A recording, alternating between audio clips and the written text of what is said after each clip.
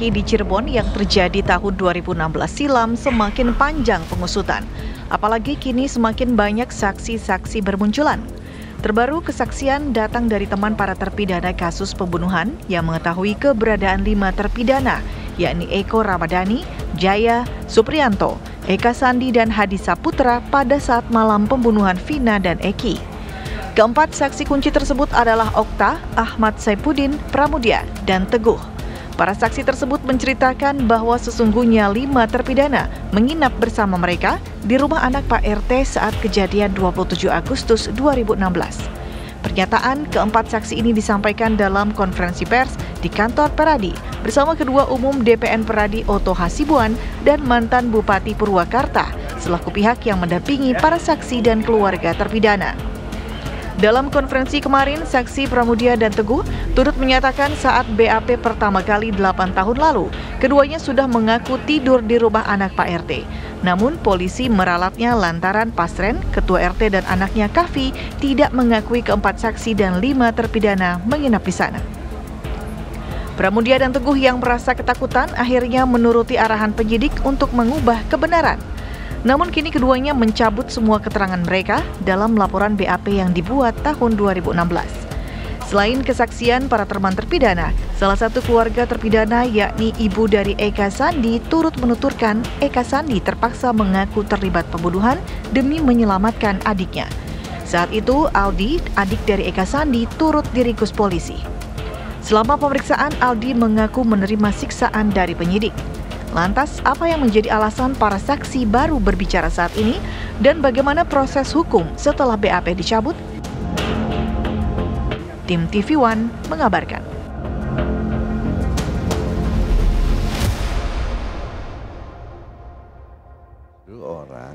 Okta, Teguh, Pramudia, dan Ahmad Saifuddin ini merupakan 4 nama, 4 orang teman dari terpidana yang memberikan kesaksian bahwa mereka bersama dengan 5 orang setidaknya yang saat ini menjalani hukuman dan juga disebut sebagai pelaku pembunuhan Eki dan Vina. Nanti kita akan dengarkan cerita mereka, tapi kami juga akan perkenalkan para narasumber yang sudah hadir di samping saya juga akan memberikan pengamatan mengenai kasus ini dan juga perkembangannya. Sudah hadir di samping saya tentunya selaku Ketua Harian Kompolnas yaitu Irjen Pol Purnawirawan Benny Mamoto. Selamat malam Pak Benny.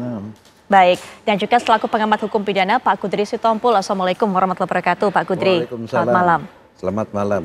Baik, Pak Kudri, Pak Benny, kemudian juga pemirsa, kita akan dengarkan apa yang menjadi kesaksian, apa yang diingat oleh rekan-rekan dari para terpidana yang juga mengatakan pada malam kejadian 27 Agustus 2016. Saat itu adalah Sabtu malam, malam Minggu. Mereka mengatakan bersama-sama dengan para terpidana di suatu tempat pada saat malam kejadian. Kami akan langsung saja perkenalkan Anda tentunya dengan para narasumber kami yang juga merupakan teman dari para terpidana. Yaitu yang pertama adalah Mas Okta Rangga Pratama. Selamat malam Mas Okta. Selamat malam Mbak. Baik, Mas Okta saat ini didampingi oleh para kuasa hukumnya dengan Ibu Mariani Wiwit dan juga dengan Bapak Polmer Sirait. Begitu ya, Mas Okta? Iya, selamat malam. Betul Bu. Baik, Assalamualaikum warahmatullahi wabarakatuh. Selamat malam untuk para kuasa hukum yang mendampingi Mas Okta saat ini. Ya, dan berikutnya bukan cuma Mas Okta yang akan berbicara dengan kita pada kesempatan malam ini. Ya, sudah hadir juga secara daring. Nah, ini akan memberikan keterangannya juga kepada kita ada Mas Ahmad Saifuddin yang biasa dipanggil Mas Udin, begitu. Mas Udin, Assalamualaikum warahmatullahi wabarakatuh. Selamat malam Mas Udin.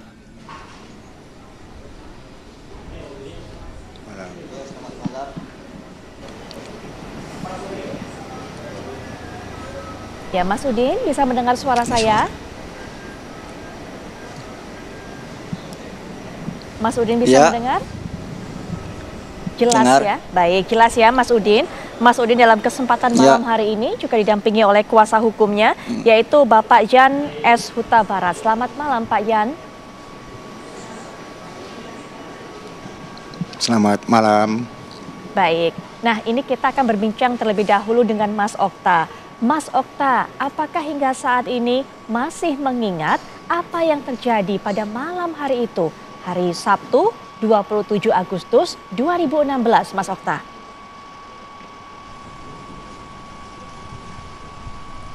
Ya, masih. Baik, Mas Okta bisa berbagi cerita kepada kami, kepada pemirsa juga. Mas Okta pada malam hari itu kabarnya berkumpul, bertemu dengan para terpidana. Bisa cerita bertemu di mana, jam berapa pada saat itu?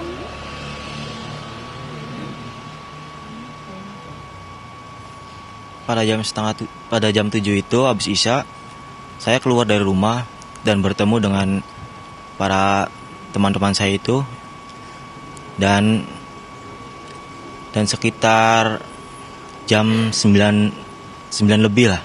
Jam 9 lebih itu Bu Nining ketok-ketok dari dalam, menyuruh untuk tidak ada di situ dikarenakan berisik. Baik. Lalu pindah di depan rumah Hadi. Oke. Sekitar jam 9 lebih lah di situ. Teruslah pindahlah ke rumah Pak RT. Ya, kedengaran. Ya, kedengaran. Ya, Mas Okta. Nah, semua itu pada tidur di situ pada malam waktu itu. Ya, Mas Okta, saya urutkan satu persatu terlebih dahulu. Jam 19, jam 7 malam setelah Isya, Mas Okta dan teman-temannya berkumpul di warung Bu Nining, itu yang pertama? Iya, betul. Betul. Kalau tadi Mas Okta katakan sekitar ada 2 jam di situ, betul, sampai jam 9. Iya, sampai jam 9. Betul. Mas Okta masih ingat di situ ada berapa orang? Maksudnya Mas Okta dan teman-temannya ada berapa orang di sana? Sekitar ada 10. Ada 10 orang termasuk Mas Okta, 10 orang itu? Iya, betul. Baik, termasuk juga teman-teman Mas Okta yang menjadi terpidana yang saat ini sedang menjalani hukuman juga ada di situ? Iya. Iya, 5 orang. Ada situ. Baik, para terpidana 5 orang jumlahnya yang ikut berkumpul? 5 orang. Ya, Mas Okta apa aktivitasnya? Iya, betul. 5 orang. Ya, Mas Okta apa aktivitasnya, kegiatannya di warung Bu Nining itu? Hanya berkumpul-kumpul dan bermain gitar itu. Hanya kumpul-kumpul dan main gitar. Setelah itu Mas Okta sekitar jam 9 malam pindah ke rumah temannya Hadi namanya, begitu? Iya, tapi di pinggir jalan itu, Bu. Tidak di dalam rumah. Oh, di pinggir jalan, di dekat rumahnya namanya Hadi. Iya. Ya, jarak antara warung Bu Nining betul. jarak antara warung Bu Nining dengan rumahnya Hadi ini seberapa jauh? Mas Okta masih ingat? Bu, itu deket, Bu. Nggak nyampe 50 meter. Nggak nyampe 50 meter. Mas Okta dan teman-teman memang pindah karena tadi dilarang oleh Bu Nining untuk berkumpul karena sudah malam, karena itu? Iya, betul. Karena berisik. Karena berisik, baik. Ketika sampai di rumahnya Hadi tadi atau di jalanan depan rumah Hadi, apa yang Mas Okta dan kawan-kawan lakukan?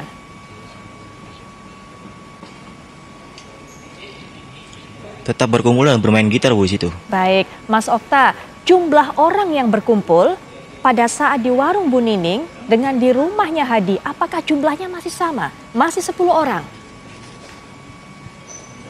Tetap masih sama. Tetap masih sama. Iya, hanya ngobrol, hanya kumpul-kumpul, ngobrol-ngobrol, main gitar biasa, tidak ada makan, minum dan sebagainya? Kalau minum ada. Ya, boleh cerita minum apa?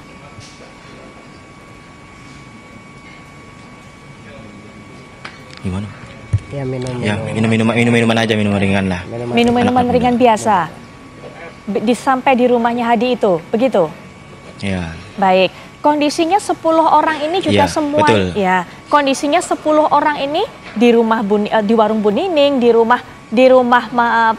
rumahnya Hadi tadi, semuanya masih dalam kondisi yang sadar, tidak mengantuk, tidak dalam kondisi yang apa begitu, masih sadar semua?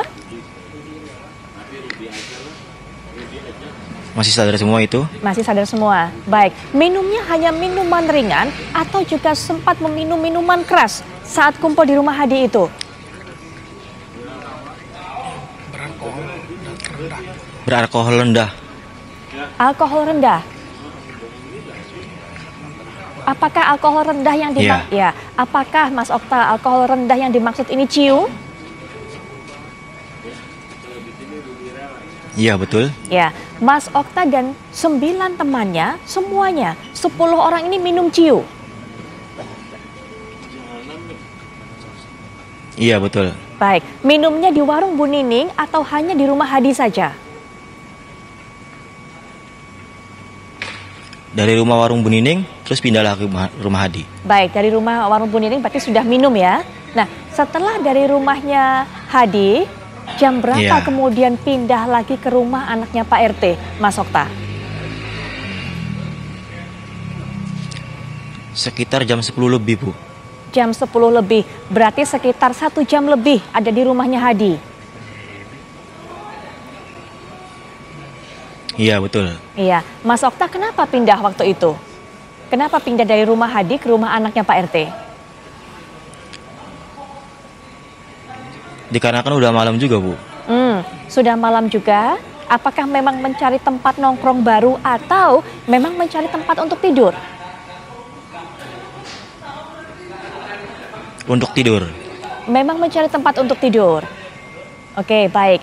Mas Okta, saat pindah ke rumah anak dari Pak RT, apakah jumlahnya masih sama 10 orang?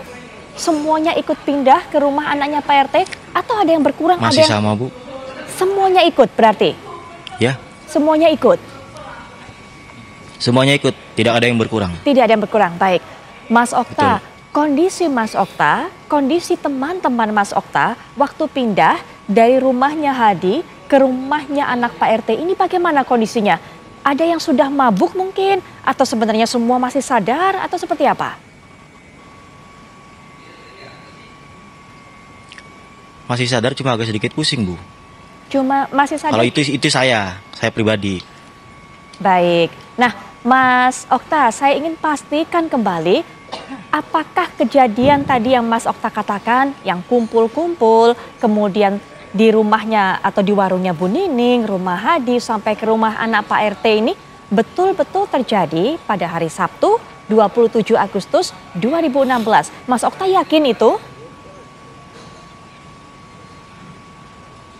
Yakin, Bu? Yakin betul. Baik. Bukan di hari Minggunya? Yakin betul. Yakin betul. Berarti itu terjadi bukan di hari Minggunya, Bu. Baik. Bukan di hari Yakin Minggu, betul. Itu bisa dipastikan di malam Minggu karena Mas Okta mengingat dengan begitu jelas. Baik Mas Okta, ketika sampai di rumah anak Pak RT, berarti ya satu lagi Mas Okta, apakah memang anak Pak RT ini juga sudah ikut dalam perkumpulan yang 10 tadi semenjak dari tempat pertama, dari warung Bu Nining? Atau anak Pak RT menunggu di rumahnya? Iya. Iya, ikut kumpul di situ. Oh, jadi anak Pak RT memang ikut kumpul dari titik pertama? Dari titik pertama. Ya, yang mengajak pindah ke rumah anak Pak RT, apakah memang anak Pak RT sendiri atau kalian semua ingin pergi ke sana? Siapa yang meminta? Siapa yang mengajak? Anaknya Pak RT sendiri karena sudah malam. Oh, anaknya Pak RT mengajak. Kondisinya semuanya 10 orang seperti apa tadi yang Mas Okta katakan? Masih agak pusing karena minum ciu begitu? Iya betul. Baik, nah setelah itu kemudian tiba di rumah Pak RT, apa yang Mas Okta lakukan bersama 9 orang lainnya di rumah Pak RT ini atau di rumah anak Pak RT ini? Pada saat itu Okta langsung tidur, Bu. Langsung tidur Mas Okta? Tidak ada main gitar lagi? Iya, betul. Tidak ada ngobrol lagi? Tidak. Baik, Mas Okta. Tidak ada karena sudah malam. Karena sudah malam, jam 10 ya tadi ya, 10 lebih. Mas Okta, saat Mas Okta tidur, Mas Okta sempat ingat nggak? Lihat tidak, adakah temannya yang ikut tidur juga? Atau mungkin tetap berada di rumah Pak RT tersebut? Atau Mas Okta melihat ada salah satu temannya atau mungkin beberapa yang pergi dari rumah itu? Mas Okta bagaimana melihatnya?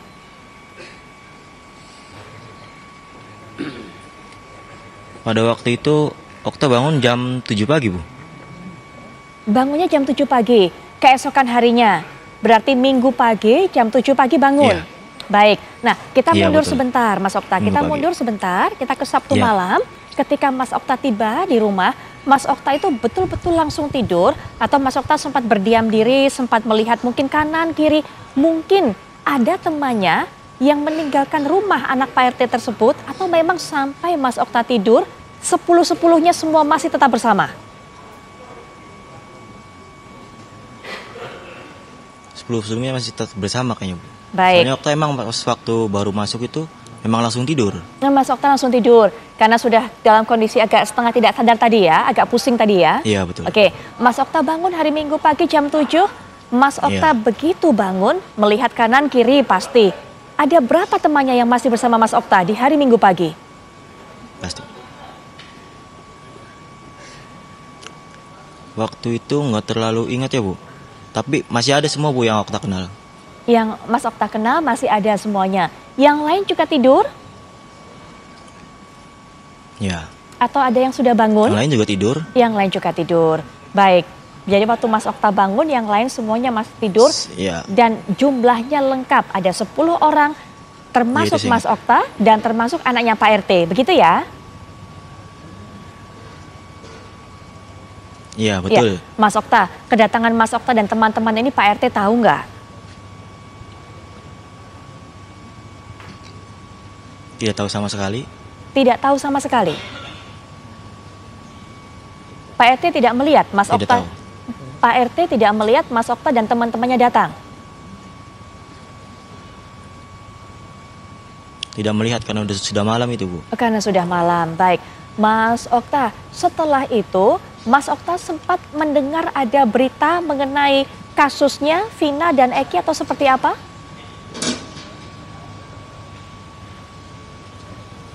Oh, tidak pernah mendengar, Bu. Tapi itu setelah 1 hari apa 2 hari itu baru ngedengar. Apa yang Ada Mas Okta dengar? kecelakaan di flyover itu, menurut kecelakaan lalu lintas, Bu. Hanya mendengarkan bahwa ada kecelakaan lalu lintas. Iya, betul. Ya, Mas Okta, pada saat kemudian ada yang penangkapan oleh pihak kepolisian, Mas Okta termasuk salah satu yang ditangkap tidak? Pernah itu pada waktu itu pulang kerja itu sempat ke situ dulu, Bu, sebentar.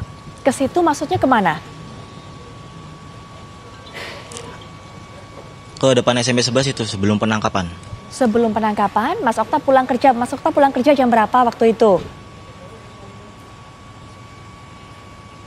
Jam setengah 5. Setengah 5 sore,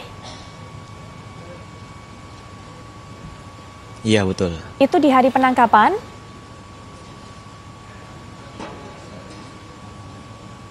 Itu lupa, Bu, harinya hari apa, Bu? Tapi pada saat penangkapan atau sebelum atau sesudah? Sebelum penangkapan itu. Sebelum penangkapan. Pada saat hari Iya. pada saat hari penangkapan teman-temannya, Mas Okta ada di situ tidak?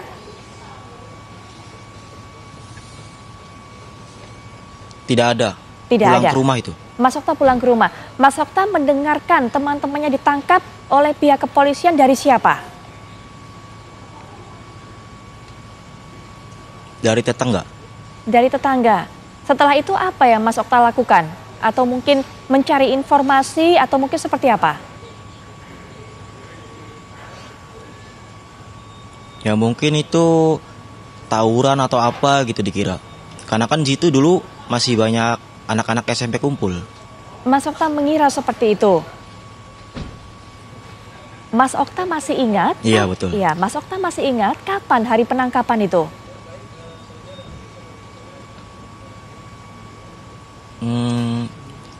Kurang ingat, Bu, Ya, karena udah lama. baik. Tapi Mas Okta juga mendapat panggilan dari kepolisian. Iya, Iya. dapat. Dapat, baik. Masih ingat kapannya, tanggalnya, harinya? Apa masih ingat? Tidak ingat. Baik, tapi Mas Okta datang ke kantor polisi dimintai keterangan. Apa keterangannya Mas Okta sampaikan pada polisi pada saat itu? Udah tidak ingat Bu, karena waktu itu pas waktu kejadian itu Okta masih umur 15 tahun. Mas Okta masih 15 tahun usianya. Ya, tapi kemudian datang ke kantor polisi, betul? Iya betul. Betul. Ditanya apa pada saat itu oleh pihak kepolisian, Mas Okta? Betul. Ditanya apa oleh polisi? Ditanya, ya saya ke situ itu sebagai saksi itu nggak tahu untuk siapa dan bagaimana gitu Bu. Baik. Terus apa yang ditanya oleh polisi pada saat itu apa kepada Mas Okta?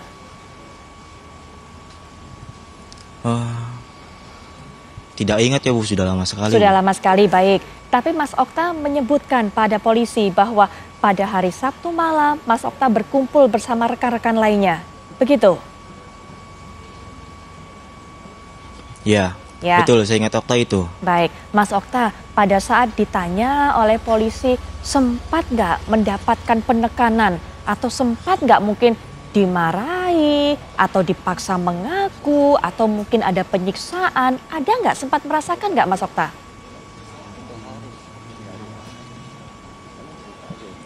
Kalau penyiksaan itu nggak ada Bu, karena waktu itu masih umur 15 tahun, karena takut dan karena ada tekanan juga sih Bu.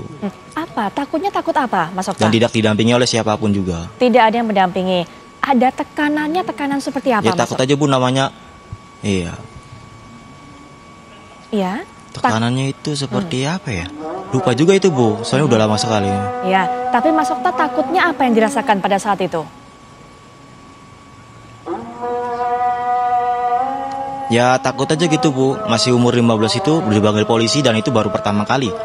Baik, baik. Nanti Mas Okta juga bisa bercerita, selanjutnya juga Mas Udin bisa bercerita apa yang dialami, terutama adakah kemudian tekanan-tekanan yang dihadapi pada saat itu Mas Udin ya, pada saat dimintai keterangan oleh pihak kepolisian. Nanti kita akan lanjutkan Pak Kudri, kemudian Pak Beni juga kita akan dengarkan kembali apa pernyataan mereka, termasuk nanti juga pandangan dari Pak Beni dan Pak Kudri setelah jeda berikut ini.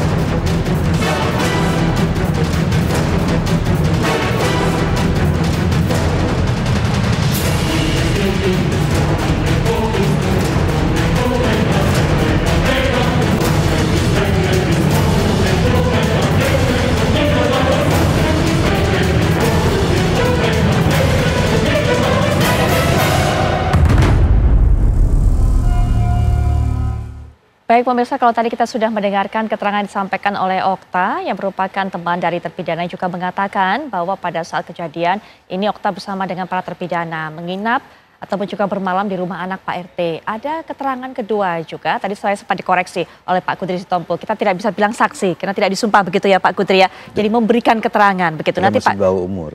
dan masih di bawah umur pada saat itu. Tadi Okta 15 tahun, kita dengarkan bersama. Ia memberikan penjelasan. Nanti Pak Beni, Pak Kudri juga berikan pandangannya apa yang disampaikan oleh Okta dan juga Udin ini. Nah, kita sudah bersama juga dengan Mas Ahmad Saifuddin. Mas Udin, bisa mendengar suara saya ya? Ya, dengar. Ya, Mas Udin, pada saat kejadian itu juga, apakah memang sama seperti Mas Okta, berada bersama teman-teman lainnya, ada di tempatnya warung Bu Nining terlebih dahulu pertama kali?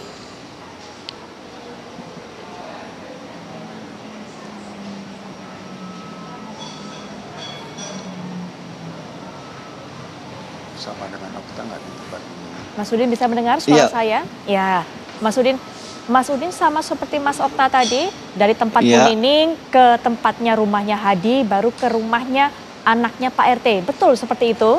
Sama? Iya, betul.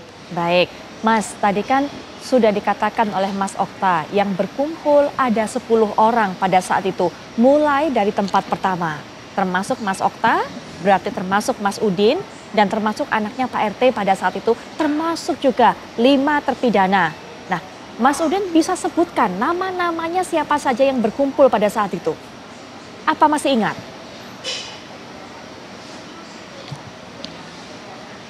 Masih? Siapa saja Mas mungkin? Bisa disebutkan?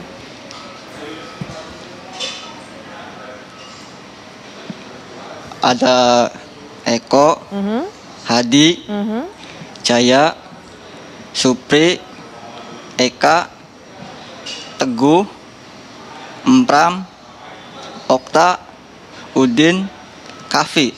Baik, Empam ini maksudnya Pramudia. Iya, Pram ini Pramudia. Betul. Kemudian kalau anaknya Pak RT namanya adalah? Kavi. Kavi.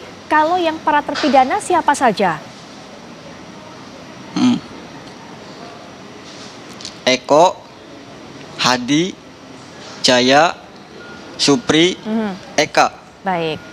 Mas Udin, apakah yakin juga mulai dari tempat pertama warung Bu Nining sampai tempat terakhir pas menginap itu semuanya lengkap kumpul bersepuluh semuanya? Lengkap, Pak. Lengkap semuanya. Mas Udin ikut minum-minum juga? Minum ciu juga? Iya, betul. Mas Udin minumnya mulai Iya. Mas Udin minumnya mulai dari tempatnya warung Bu Nining atau mulai dari rumahnya Hadi? Dari rumahnya Bu Nining. Dari rumah Warung Bu Nining. Baik. Mas Udin kemudian kondisinya gimana pada saat itu? Ke rumahnya Hadi, terus ke rumahnya anaknya Pak RT, apakah masih dalam kondisi sadar atau seperti apa? Masih sadar. Masih sadar. Ada pusing-pusing juga seperti yang dialami Mas Okta? Ya, sedikit pusing-pusing, Pak. Baik, pada saat kejadian itu umur berapa Mas Udin?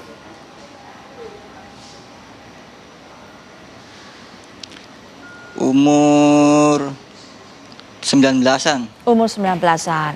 Baik, Mas Udin kemudian terakhir tujuannya ke rumah anaknya Pak RT, ke rumahnya Kavi.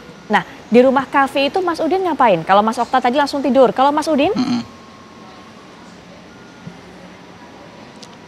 Iya, benar, betul, langsung tidur. Itu semuanya langsung tidur, 10 orang di situ langsung tidur semuanya? Enggak. Ya, bagaimana? Apa? Kalau gitu apa kegiatannya pada saat itu?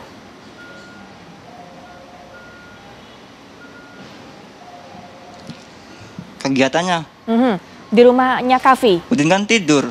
tidur semua? 10-nya semua tidur? Ya, Ya, siapa yang pertama kali tidur? Iya. Mas Udin masih ingat? Siapa yang pertama kali tidur? Udin nggak ingat. Mas Udin nggak ingat. Mas Udin, menurut Mas Udin, teman-teman yang lain juga langsung tidur juga atau mungkin sempat Mas Udin mungkin terbangun atau seperti apa melihat ada beberapa teman yang keluar dari rumah itu?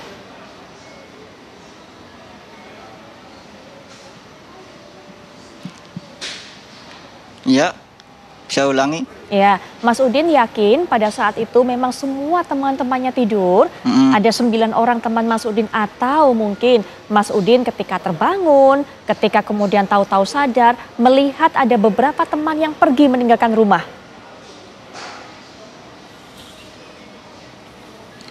Udin yakin masih ada di situ. Mas Udin yakin masih ada di situ semuanya. Semua. Iya, semuanya Mas Udin Iya. sampai di rumah Kavi itu berarti dalam keadaan setengah mabuk dan juga mengantuk, begitu? Iya, betul. Baik, Mas Udin, kapan kemudian Mas Udin dipanggil pihak kepolisian untuk dimintai keterangan? Waktu itu Udin lupa. Barengan nggak sama Mas Okta?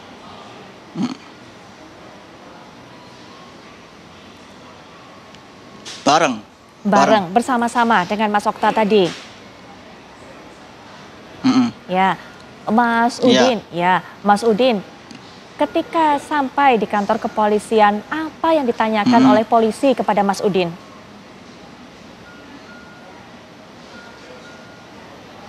Ya, tentang waktu di rumah Bu Nining sampai ke rumah Hadi dan terus pindah ke kontrakan anaknya Pak RT. Ditanya seperti itu, ditanya apa kegiatannya begitu? Iya. Ya, Mas Udin sampaikan nggak kalau Mas Udin bersama dengan 5 orang terpidana itu?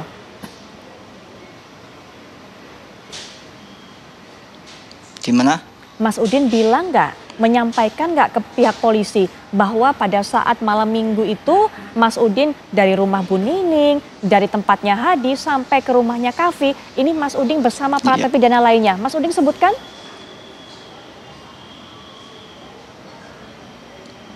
Iya, Udin bilang Eko, Hadi, Jaya, Supri, Eka. Apa kata polisi pada saat itu?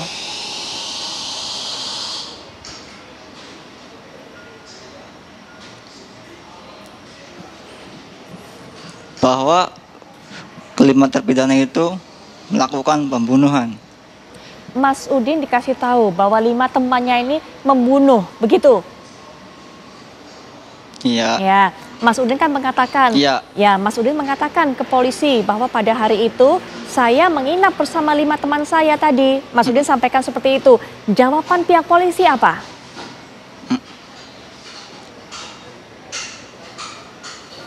Tanggapan dari polisi, Betul. Apakah memaksa Mas Udin untuk membuat jawaban lain atau mungkin marah-marah atau mungkin melakukan tekanan atau apa?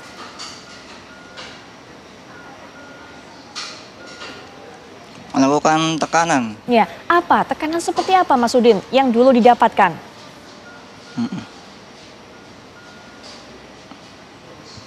Masalah waktu. Udin kalau jam segitu enggak ada di situ, Udin masuk sesama kelima terpidana itu. Jadi Dan kalau Udin nggak ngaku, Udin nggak termasuk. Udin nggak termasuk? Jadi maksudnya Mas Udin mengakunya seperti apa pada polisi? Mas Udin bilangnya seperti apa? Mengakunya seperti apa pada polisi?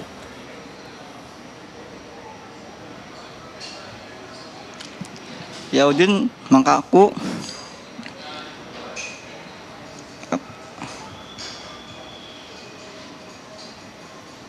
Mas Udin ngomong ke polisi bahwa Mas Udin bersama dengan teman-temannya tersebut atau enggak?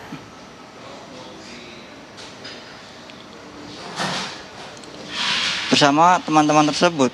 Baik, Mas Udin ngomong ke polisi bersama dengan teman-teman tersebut. Nah, polisi bilangnya apa terus Mas Udin?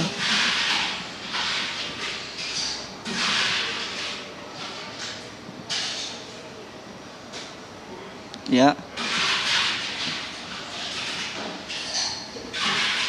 Polisi ada marahi Mas Udin, ada mungkin nekan Mas Udin. Ngomongnya apa?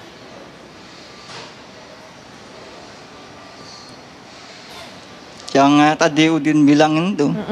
Iya, tadi Mas Udin agak nggak jelas ngomongnya. Maksudnya jam-jam tadi. Kalau Udin jam. Ya, silakan dilanjutkan. Iya. Kalau Udin jam segitu. Kalau Udin jam segitu nggak ada di lokasi itu, Udin akan masuk ke sama 5 terpidana itu. Artinya Mas Udin dipaksa mengaku. Yang ditakutin itu. Yang ditakutkan Iya. itu, Mas Udin hanya takut atau polisi sudah ngomong? Sudah mengancam? Polisi sudah mengancam atau Mas Udin cuma takut aja? Udin cuma takut. Takut. Baik, ada kalimat yang dari polisi yang menakut-nakuti Mas Udin? Ada kalimatnya, ngomongnya yang nakut-nakutin Mas Udin ada?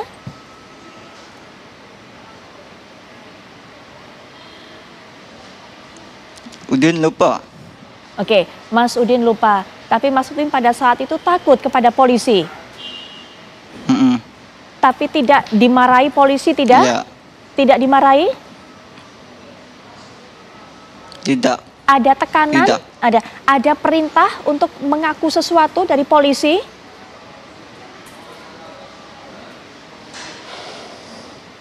Tidak. Baik, Mas Udin akhirnya mengatakan bahwa tetap ada di rumah anak Pak RT, begitu? Iya, Iya. betul. Polisi percaya Mas Udin dilepas atau bagaimana?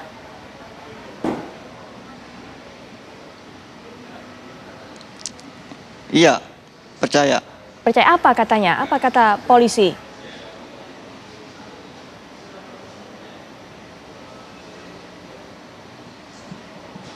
Udin lupa itu, Pak. Udah lupa ngomongnya. Tapi apakah polisi percaya bahwa Mas Udin bersama dengan para teman-temannya yang kemudian sekarang jadi terpidana? Apakah malam itu bareng-bareng? Apakah polisi percaya pada saat itu?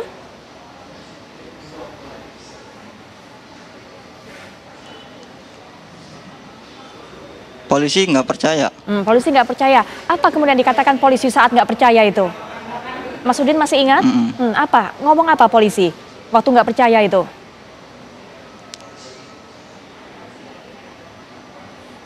Udin nggak ingat. No. Mas Udin udah nggak ingat. Baik. Mas Udin berapa kali waktu itu dipanggil ke polisi? Masih ingat berapa kali waktu itu dipanggil ke polisi? 2 kali. 2 kali. Untuk Dua kali. 2 kali. Diberikan pertanyaan yang sama? Sama. Sama pertanyaannya.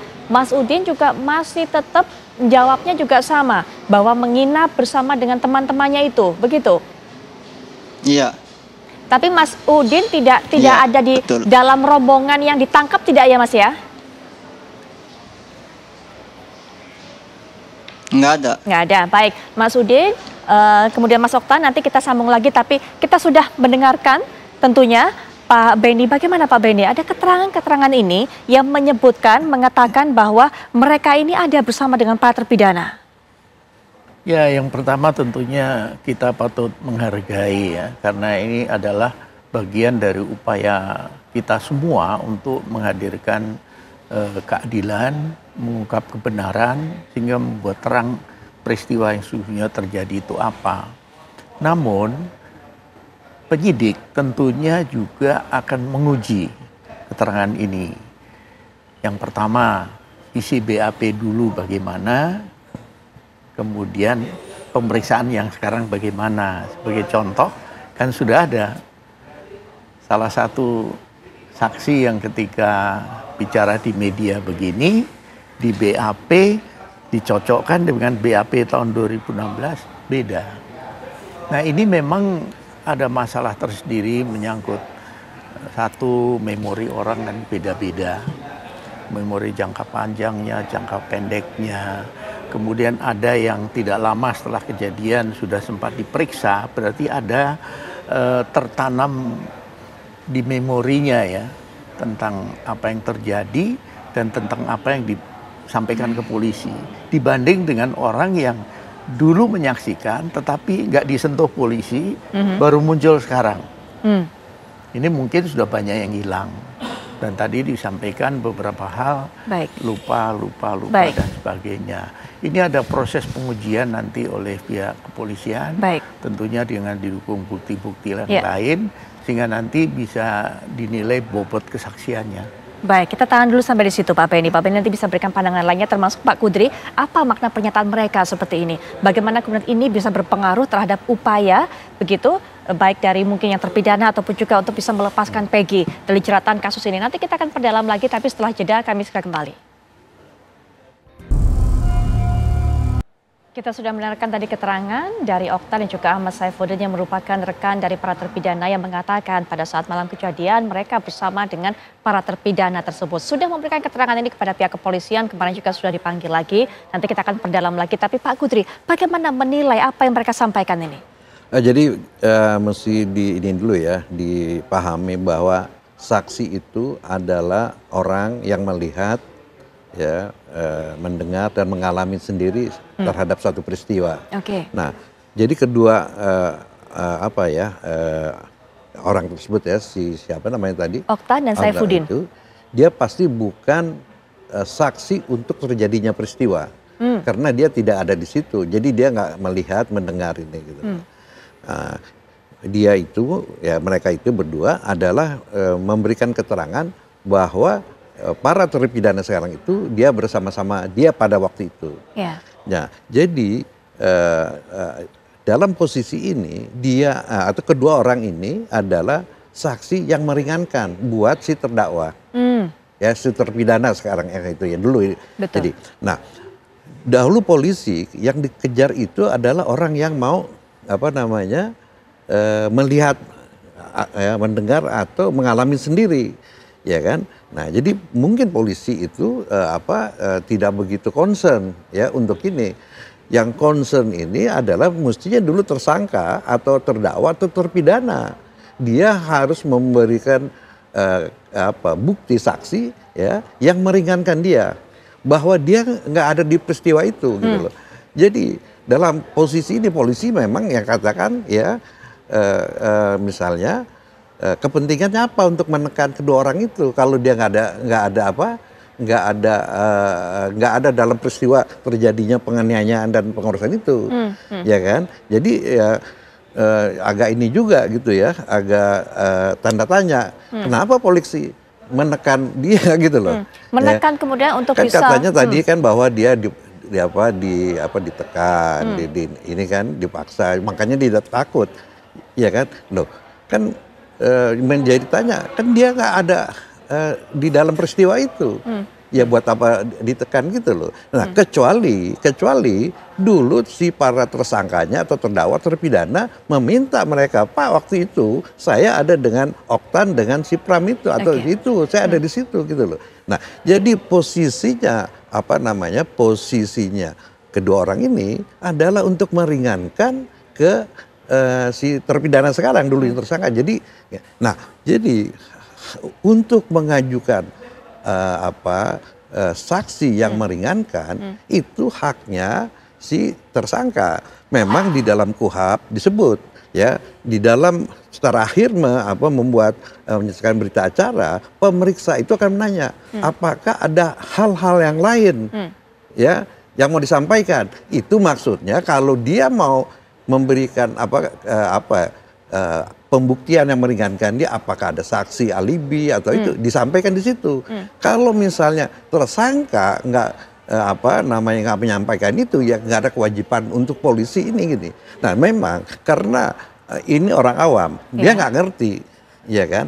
Ya tapi secara prosedural pemeriksa itu akan nanya.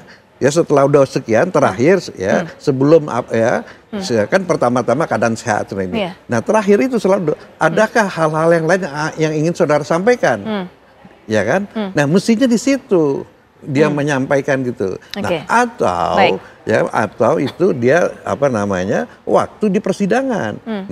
Nah tapi untuk menguji ya kebenaran itu juga tidak cukup dengan saksi aja, misalnya seseorang ngaku tapi dia harus menunjukkan ada petunjuk-petunjuk lain yang menunjukkan bahwa memang dia berada di situ pada orang itu, ya bersama-sama itu. Dia kan mesti tidak bisa hanya dia memberikan keterangan itu. Apa petunjuknya, misalnya nanti, nih. Ya, ini mungkin hal ini pertanyaan dari Pak Kudri bisa kita tanyakan juga kepada kuasa hukum dari Mas Ahmad Saifuddin tadi, yaitu ada Pak Yan Huta Barat. Pak Yan, adakah petunjuk-petunjuk lain juga selain tadi keterangan yang disampaikan oleh Mas Udin yang bisa membuktikan bahwa memang pada saat malam kejadian tersebut Mas Udin bersama dengan para terpidana lainnya ini berada di tempat yang sama, Pak Yan?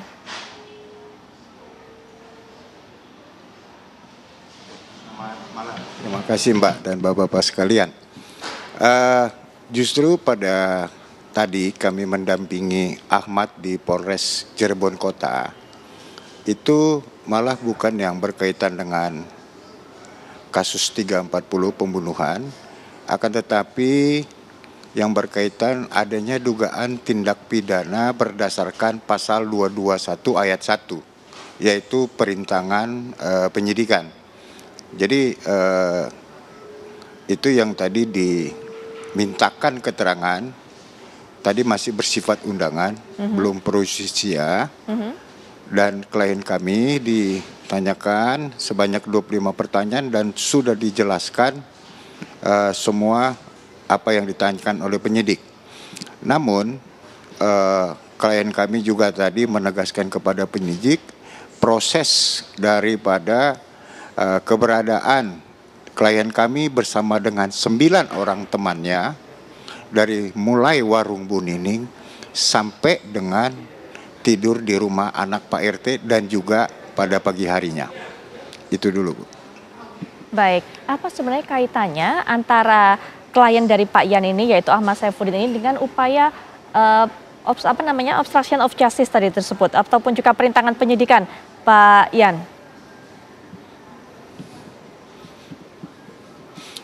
Kami juga cukup surprise di tengah-tengah mencuatnya kasus Vina ini ada dugaan tindak pidana yang dilakukan seseorang, dan saya pikir yang untuk menjawab itu adalah kita persilakan kepada penyidik.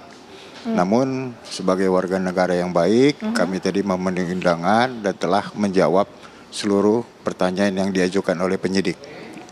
Baik, nanti kita akan bahas lagi lebih lanjut mengenai hal itu karena Pak Benny juga mungkin punya penilaian mengenai hal ini, perintangan penyidikan. Nah, tapi kita menuju ke Ibu Mariani Wiwit yang merupakan kuasa hukum dari Okta. Bu Mariani, seperti dikatakan tadi oleh Pak Kudri, adakah hal lain yang bisa menunjukkan bahwa pada malam kejadian tersebut memang betul Okta bersama dengan rekan-rekannya para terpidana lainnya? Bu Mariani. Baik, selamat malam Mbak Putri. Apa yang tadi sudah disampaikan oleh Okta, artinya memang dia konsisten dari 2016 sampai sekarang pun dia jawabannya itu. Nah, cuma karena ini masih dalam pemeriksaan, artinya kita sebagai kuasa hukumnya tidak bisa secara detail karena masih pemeriksaan. Nah, cuma perlu dijelaskan bahwa Okta ini di tahun 2016 masih berusia 15 tahun. Nah, dia belum mengerti apa-apa dan diperiksa sebagai saksi pun dia tidak mengerti. Nah, tapi itu nanti ke materi lah yang saya tidak bisa terlalu detail menjelaskan yang lebih spesifik. Nah, dalam hal ini DPN Pradi sedang upaya hukum untuk PK. Artinya ada temuan-temuan baru, novum baru yang untuk PK itu. Mungkin itu yang masih bisa saya jelaskan. Nanti bisa ditambahkan oleh rekan saya Bang Polmer. Baik, Ibu Mariani, juga kita ingin tahu tadi, apakah memang pada saat diperiksa 2016 lalu oleh pihak kepolisian, Okta ini juga mendapatkan tekanan-tekanan tersendiri oleh pihak kepolisian? Baik, tadi apa yang disampaikan oleh Okta dituangkan juga di dalam BAP bahwa menurut adanya tekanan karena ini anak masih usia 15 tahun. Ya, artinya yang belum mengerti, belum apa, dipanggil juga saksi itu apa, tekanan ada, tekanan kalau Okta bilang ada tekanan, tapi ya bingung aja, dalam keadaan bingung aja, saya ini apa dipanggil ke sana, tapi ya ikut-ikut aja, gitu Mbak Putri yang tadi dijelaskan di dalam BAP itu. Baik Bu Mariani, terima kasih Bu Mariani sudah hadir mendampingi dari Okta. Okta juga terima kasih ya sudah meluangkan waktu untuk memberikan keterangan, tentunya bercerita mengenai apa yang dialami 2016 lalu. Mas Saifuddin juga terima kasih sudah berkenan untuk bisa berbagi cerita dengan kami, dan juga Pak Yan Huta Barat juga terima kasih tentunya. Selamat malam tentunya untuk semua narasumber yang sudah berbagi cerita dengan kami. Kita akan jeda sejenak, nanti Pak Kudri berlanjut dengan saya, Pak Benny juga bisa berikan pandangan mengenai hal ini. Kami akan segera kembali saat lagi. Kita kembali lanjutkan perbincangan. Kita sudah mendengarkan tadi bagaimana keterangan yang disampaikan oleh dua rekan terpidana. Jadi terpidana yang saat ini sedang menjadi masa hukumannya memiliki dua rekan yang bisa mengatakan bahwa pada saat malam kejadian ini kemudian mereka bersama dengan para terpidana. Nah ini mereka ini tentunya akan menjadi diajukan oleh Pradi untuk bisa melakukan PK atau peninjauan kembali untuk para terpidana ini. Tapi para terpidananya sejauh ini kan sudah melakukan upaya hukum, begitu Pak, sampai upaya gerasi juga Pak Benny. Yang pertama kan ketika dialog yang lalu pihak penasihat hukum sudah menyampaikan kami sudah melakukan upaya hukum pra peradilan, namun keburu pokok perkara disidangkan, akhirnya enggak. Kalau nggak salah dua penasihat hukum menyampaikan seperti itu. pertanyaannya kok lambat sekali gitu. Seandainya memang sudah punya bukti untuk diajukannya pra peradilan. Kemudian kan sudah dari PN, banding, kasasi, bahkan gerasi. Ini masyarakat mungkin belum banyak yang tahu. Iya. Artinya kalau gerasi, artinya mereka itu mengakui sudah melakukan hal itu. Begitu kan kata lainnya Pak Beni? Iya. Ini pakar hukumnya nanti bisa jamin. Tapi mungkin Pak Beni lebih bisa jelaskan mengenai gerasi ini. Iya, ya tentunya diawali dengan pengakuan bersalah ya, untuk nanti bisa dapat gerasi. Nah ini masalahnya sekarang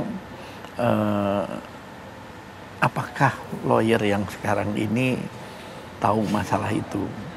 Kenapa kok masih bicara masalah PK dan sebagainya? Nah kalau faktanya sudah pernah mengajukan gerasi dan ditolak tahun 2020 kalau nggak salah. 2020. Nah mengenai ini pandangan hukumnya dari Pak Kudri. Iya, kalau misalnya seseorang terpidana pernah mengajukan gerasi itu sudah dengan PK pasti ditolak karena dia mengaku gitu loh, ya kan ini gitu loh. Nah jadi memang ya untuk perkara-perkara hukuman mati eksekutor terpidana itu ya selalu dia nggak mau eksekusi, dibilang mau minta gerasi atau PK atau misalnya PK-nya udah habis ya dia bisa gerasi. Tapi kalau misalnya terpidana belum mengajukan PK, terus mengajukan gerasi, biasanya dibimbing oleh lapas. Ya, kamu mau mana? Mau PK atau mau gerasi? Kalau misalnya majuin gerasi, kemudian PK, pasti itu nggak bisa. Biasanya dibimbing seperti itu. Jadi kita, kenapa dia udah ngakuin gitu loh. Nah sekarang yang menjadi hal lain yaitu adalah mengenai novum, bahwa ada saksi, ya kan? Saksi yang menyatakan bahwa yang melihat bahwa para terpidana pada saat itu bersama dia bukan di lokasi tempat ini. Ya. Tetapi yang namanya novum itu adalah fakta baru atau bukti baru yang dahulu belum terungkap, baru dapat setelah perkara ini berjalan dari ini. Itu namanya. Tapi kalau misalnya dahulu faktanya itu sudah ada, ya pernah di ini, itu yang akan dipertimbangkan oleh hakim itu belum tentu novum karena ini. Tapi bisa saja kalau demi keadilan misalnya ya hakim ya bilang boleh. Tetapi secara aturan yang dibilang novum itu fakta baru adalah fakta-fakta yang dahulu itu selama persidangan berjalan sampai di ini belum terungkap, baru terungkap sekarang setelah ini. Kalau keterangan mereka tadi sudah diungkapkan ke persidangan pada 2016 lalu, tidak bisa dinilai sebagai novum. Menurut pendapat saya itu bukan novum gitu, karena dia sudah pada waktu itu. Nah di sini nah mungkin hakim akan memberikan pertimbangan lain, misalnya ya bahwa orang ini nggak tahu hukum. Tapi kalau dia sudah menggunakan penasihat hukum, agak sulit juga. Iya kan? Baik, Pak Kudri. Agak sulit juga dibilang memang orang awam nggak ngerti hukum kan, tapi dibantuan oleh lawyer. Ya jadi kalau dibilang, aduh saya kan nggak tahu dulu fakta itu ini. Nah tapi terserah hakim. Tapi secara teori begitulah yang saya sampaikan gitu. Baik Pak Kudri, terima kasih. Pak Beni, terima kasih sudah hadir memberikan pandangannya. Tadi kita juga sudah mendengar keterangan dari beberapa orang yang kita akan lihat ini. Bagaimana keberlanjutannya? Apakah kemudian nanti keterangan disampaikan memberikan pengaruh ataupun dampak dalam penguraian kasus ini? Sekali lagi terima kasih Pak Beni, Pak Kudri. Kita akan nanti jeda sejenak, tapi setelah jeda Agita Malika akan memberikan informasi, data, fakta juga terkait mengenai kasus ini tentunya. Silakan Agita. Ya betul sekali Pupi dan juga pemirsa, sesaat lagi juga kami masih akan menghadirkan bagaimana informasi terkini di mana kita ketahui ada sejumlah saksi yang juga kemudian akhirnya memberikan pernyataan berkaitan dengan kejadian pada tahun 2016. Sesaat lagi pemirsa. Akhir-akhir ini pemirsa semakin banyak saksi yang sudah semakin berani untuk berbicara mengenai apa kejadian yang sebenarnya terjadi pada tahun 2016 lalu. Tidak hanya Liga Akbar yang kemudian mencabut BAP yang pada tahun 2016, kita juga akan hadirkan untuk Anda. Ini adalah salah satu rekan ataupun saksi kunci yang kemudian juga membersamai dengan para terpidana. Adalah Pramudia Wibawa pemirsa. Ini merupakan teman dari para terpidana usia 25 tahun, di mana dalam kasus pembunuhan Vina dan Eki yang juga menguak fakta baru dalam keterangannya. Kesaksiannya dalam BAP kasus Vina pada tahun 2016, ia menuai perbincangan usai mengaku bahwa sempat memanipulasi laporan BAP yang dibuat pada 2016 silam. Hal itu ia lakukan lantaran dipengaruhi pihak penyidik dalam penjelasannya pada saat itu, pemirsa. Di mana kita hadirkan kronologinya pada tanggal 27 Agustus, tepatnya pada pukul 20 WIB. Pramudia ini berkumpul dan juga minum minuman keras bersama dengan para terpidana di warung Bu Nining. Pada saat itu ia berkumpul juga bersama dengan para terpidana lainnya sekitar pukul jam 8 malam, pemirsa. Lalu kemudian kita akan hadirkan ketika sudah berkumpul bersama dengan para terpidana, barulah kemudian sekitar pukul 21 ia dan juga para terpidana termasuk Eko Ramdhani ataupun Hadi. Lalu setelah itu ia berpindah lokasi karena Pramudia ini merasa pusing. Lalu ia bersama dengan salah satu terpidana bernama Hadi bergeser ke lokasi yang masih juga di dekat rumah atau di dekat dengan warung Bu Nining. Ini adalah kesaksian dari Pramudia, pemirsa.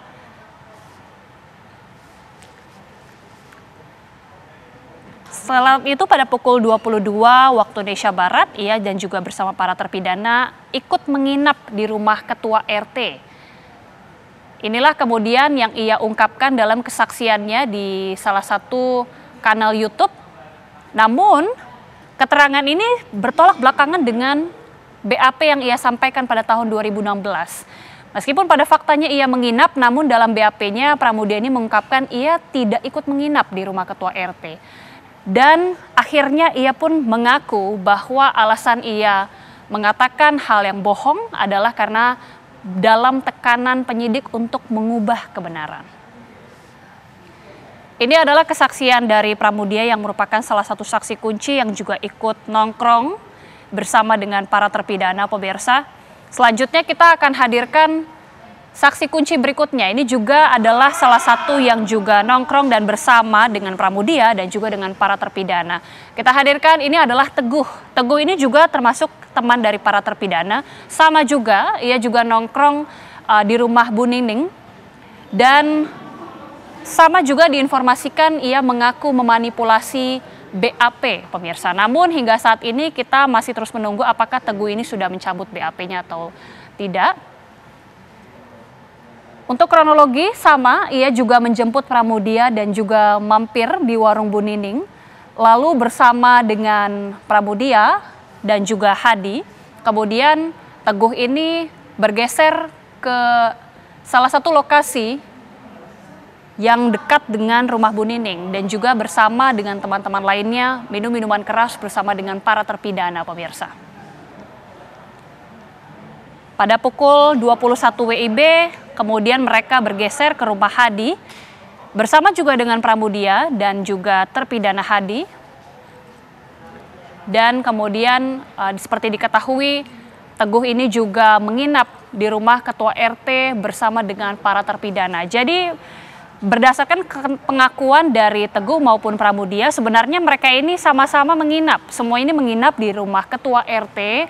Namun pada BAP tahun 2016, pemirsa, Teguh dan juga Pramudia mengatakan untuk BAP Teguh, satu, ia tidak ikut menginap di rumah ketua RT. Kemudian juga di dalam keterangan ataupun BAP-nya ia disebut menerima amplop dari keluarga Eko Ramdhani, pemirsa.